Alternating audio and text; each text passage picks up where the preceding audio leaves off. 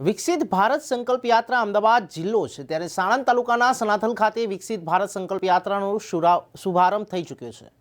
અમદાવાદ જિલ્લામાં પ્રથમ તબક્કામાં વિકસિત ભારત સંકલ્પ યાત્રાના 4 રથોનું પ્રસ્થાન છે ત્યારે કુલ 9 રથો અમદાવાદ જિલ્લાના 469 ગામોમાં ફરશે।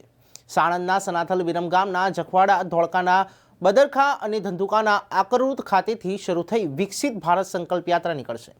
વિકસિત ભારત સંકલ્પ યાત્રા અંતર્ગત પ્રધાનમંત્રી નરેન્દ્ર મોદીના લાભાર્થીઓ સાથેના સંવાદ અને વક્તવ્યોનું લાઈવ ટેલિકાસ્ટ કરાયું છે।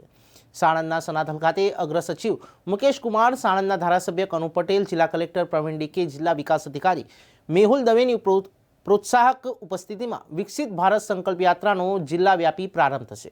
ડિજિટલ ઇન્ડિયા તથા નલ સે જલ જેવી યોજનામાં 100% લક્ષ્ય સિદ્ધિ હાંસલ કરવા માટે સનાથલ ગ્રામ પંચાયતનું અગ્ર સચિવ શ્રીના હસ્તે સન્માન કરાયું। ત્યારે અમદાવાદ જિલ્લામાં આજથી વિકસિત ભારત સંકલ્પ યાત્રાનો શુભારંભ થઈ ચૂક્યો છે।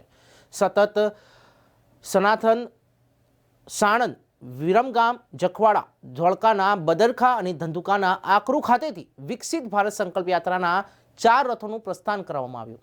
વિકસિત ભારત સંકલ્પ યાત્રાના કુલ 9 રથો અમદાવાદ જિલ્લાના 469 ગામોમાં ફરવાના છે।